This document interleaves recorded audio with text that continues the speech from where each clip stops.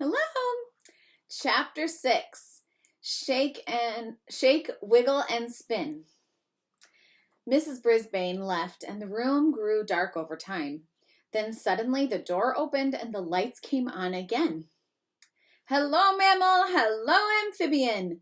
Aldo's voice boomed out as he rolled his cleaning cart into the room.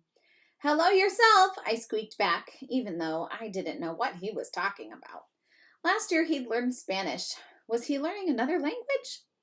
Humphrey, you and I are mammals, but Og is an amphibian, he explained as he started to sweep the room. I learned that in biology. I loved to watch Aldo sweep. He was so graceful as he whirled the broom around the tables and under the chairs, straightening them as he went. See, humans and rodents like you, Humphrey, are mammals. We all have fur and ears that you can see and 4 limbs. We're also warm-blooded, he said. I knew we had a lot in common, I said. I was unsqueakably glad that Aldo and I were both mammals. Most humans are not as furry as hamsters, but Aldo was an extra furry human, especially with his great big mustache. Og, you're an amphibian, he continued. You don't have any fur or hair, and you've got webbed feet. Also, we can't see your ears. That was true. I'd been looking for Og's ears for as long as I'd known him, but I still couldn't see them. You're also cold-blooded, Og, Aldo took out his rag and started dusting the tables, which means your body temperature goes up and down, while warm-blooded creatures like Humphrey and me have the same temperature no matter what the weather. Boy, Aldo is sure going to make a great teacher someday. I was kind of sorry that Og and I didn't have as much in common until Aldo said, I think amphibians are just as nice as mammals. Don't you, Humphrey? Yes, yes, yes, I answered. Og let out a giant boing. A little later, Aldo stopped to eat his dinner and talk to us. He always gave us yummy treats. Well, my treats were yummy, but Og's didn't look too tasty to me. However, he's an amphibian and I'm not. While he ate his sandwich, Aldo told us something very interesting. Richie's still having trouble getting used to his new teacher. Aldo paused to take a gulp of coffee from his thermos. He was kind of upset because Miss Becker moved him away from Kirk. He should probably thank her for that, because when he sits near Kirk, he usually gets into trouble, Aldo said. I knew Aldo was right. Kirk liked to tell jokes, and Richie liked to laugh at them. None of the strange students told jokes, so far anyway. She had to separate Gail and Heidi too, Aldo told us. I could understand that because they were best friends. Gail was a great giggler, and Heidi always giggled when she was around her. None of the strange students giggled like Gail, not even her brother Simon. Anyway, Richie will get used to her, Aldo said, just like you got used to Mrs. Brisbane.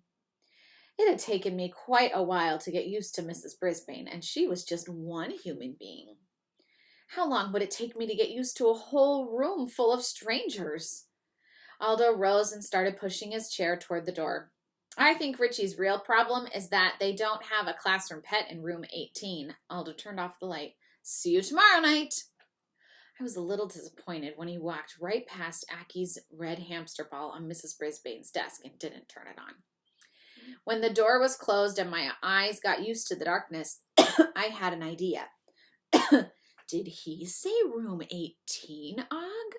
I asked my neighbor. Boing, Og replied. That must be where the rest of our old friends are now. I'd sure like to see that room. I was already pushing on the lock that doesn't lock. I'll tell you about it when I get back.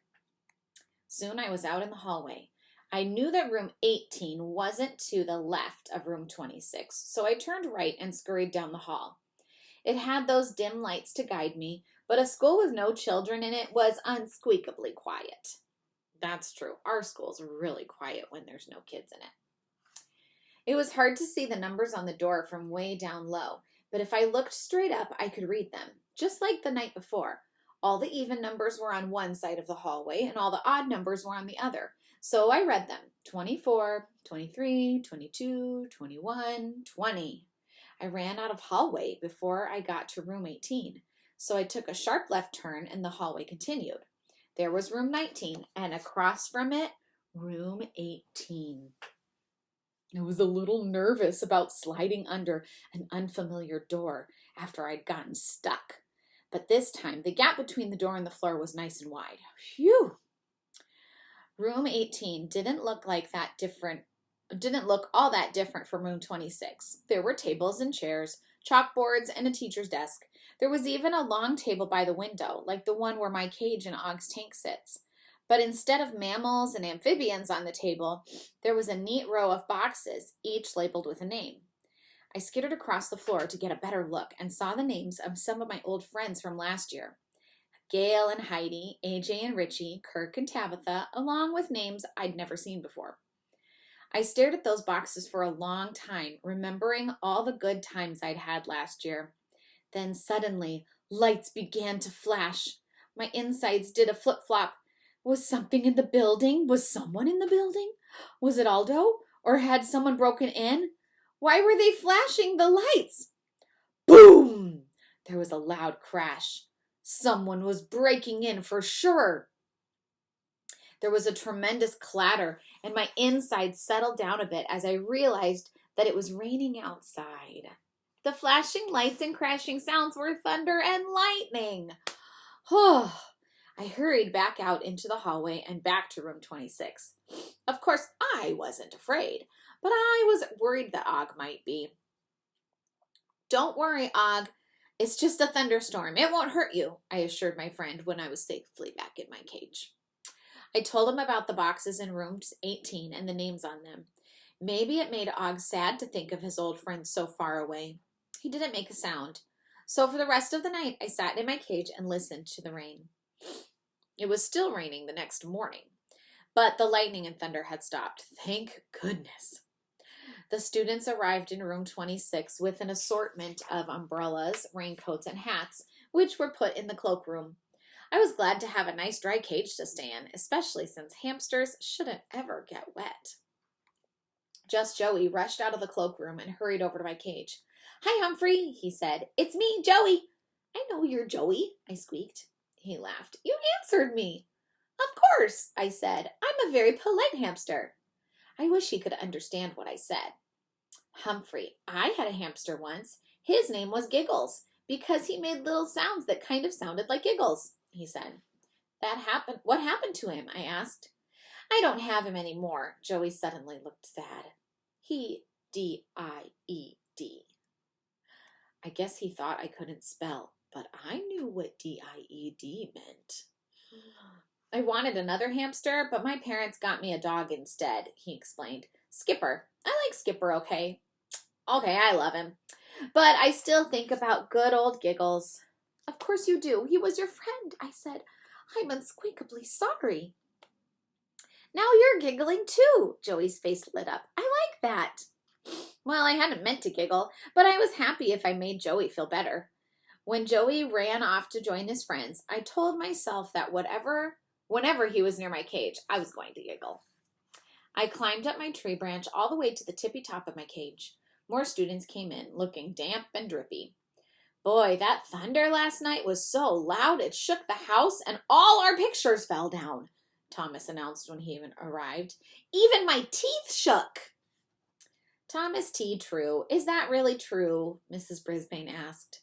Thomas shrugged. That's what it felt like anyway. When Mrs. Brisbane took attendance, Harry was missing again. She shook her head when she read his name, but he finally showed up in the middle of reading. Did you get an excuse from the office? Mrs. Brisbane asked.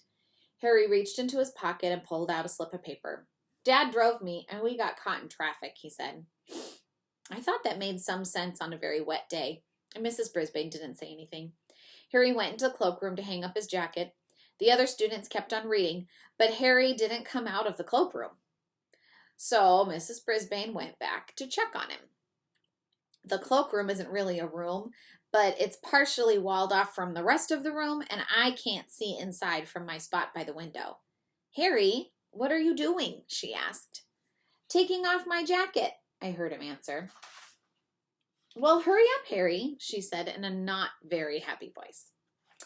Harry came out with a grin on his face. Mrs. Brisbane, did you know that 8 of the jackets back there are blue? Way more than any other color, Mrs. Brisbane just said. Take your seat, Harry. We're in the middle of class. The rain was still beating against the windows when the bell rang for recess, so my friends had to stay inside. Mrs. Brisbane opened the closet and pulled out a huge plastic tub. Here's my rainy day box, she said. The things in here can only be used on days like this. She started taking out smaller boxes and lining them up on the desk. There were board games and puzzles, art supplies, and activity books. It's strictly first come, first serve. No arguments, she said. Now, first, let's get the wiggles out a little. Then the most amazing thing happened. Mrs. Brisbane stretched her arms way over her head and wiggled her fingers. Stretch and wiggle. You can't see my fingers wiggling, but they are, she said.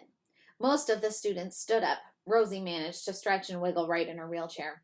I put my paws up on the side of my cage and stretched too. I wiggled my whiskers at the same time. None of the other students could do that. Next, Mrs. Brisbane started rolling her head around. Wiggle your heads. The students did. They all looked pretty silly, but I tried it too. Wiggle your shoulders, she continued. Wiggle your arms. I wasn't sure about my shoulders and arms, so I just wiggled everything. Wiggle your hips, she said. Wiggle your knees. I'd never seen Mrs. Brisbane act so unsqueakably silly before. The students were wiggling like crazy, and they were giggling too. Wiggle your toes and wiggle your nose. Mrs. Brisbane even giggled at that one. I'm very good at wiggling my nose. I've had a lot of practice. And now shake. Mrs. Brisbane shook her whole body. Shake your problems away. The kids shook their bodies and laughed out loud.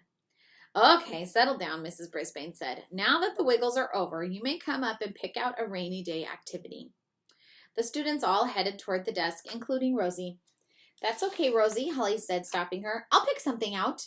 Thanks, but I'd like to choose my own, Rosie said, rolling right past Holly. Simon was the first one at the desk, and he grabbed a board game. Who wants to play this with me? He asked. Small Paul and Tall Paul both came forward and said, Me! Hey, Paul's come in 2 sizes, giant and miniature, Simon joked. The 2 Pauls did not think it was funny. Neither did I. They both backed away. Never mind, Small Paul said, and he headed back to his table and took out a book. Og, did you see that? I squeaked. Og splashed around in his tank. Thomas decided to play the game with Tall Paul and Simon. Rosie joined them, and Holly raced up and said she'd like to play too. Simon checked out the box. Sorry, only 4 can play. First come, first serve. Holly looked disappointed until Kelsey asked her to work on a puzzle with her. Phoebe grabbed art supplies and was busy gluing things on bright pieces of paper, and Joey joined her. By the time Hurry Up Harry got up to the desk, there wasn't much left in the box. Are you feeling all right, Harry? Mrs. Brisbane asked him. I'm fine, he said. You know, she continued, if you could be on time at school for a whole week, maybe you could be the first student to take Humphrey home for the weekend. Would you like that? Harry nodded. Would I? Yes. It's up to you to listen for the bell and return with the other students. I want you back in the room right after recess. She reached deep in the box and pulled out a smaller box. Now, why don't you see if Paul F. would like to play this game with you? Okay, said Harry. Soon all the students were busy with their activities and seemed to be having fun, which was a good thing. But there were problems too. I wondered if Harry could hurry up for a whole week. I could see there was a problem between Holly and Rosie, and between the 2 Pauls as well. I hopped on my wheel for a spin because that's where I do my best thinking. If there's one thing that gets a classroom hamster thinking, it's a problem happening right in his own classroom. Humphrey's rules for school. It's easy to get your wiggles out, but it's harder to shake your problems away. All right, have a good day.